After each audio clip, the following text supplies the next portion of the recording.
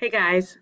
So tomorrow we're going to start working on our narrative unit, and we're going to look at our first short narrative that we're going to read in class. And we're going to start talking about theme, the main idea of a story or a narrative. So what I want you to do tonight is to go on Schoology and find the PowerPoint that I put under materials. It's not in a folder. It's just out there under materials. And look at the PowerPoint about theme. About 3 slides from the end, there will be a practice. And I want you to do the practice. Write it on a piece of paper or type it up if you don't like your handwriting, and to answer those questions that it's asking you to do about theme. And you can use any book you've read.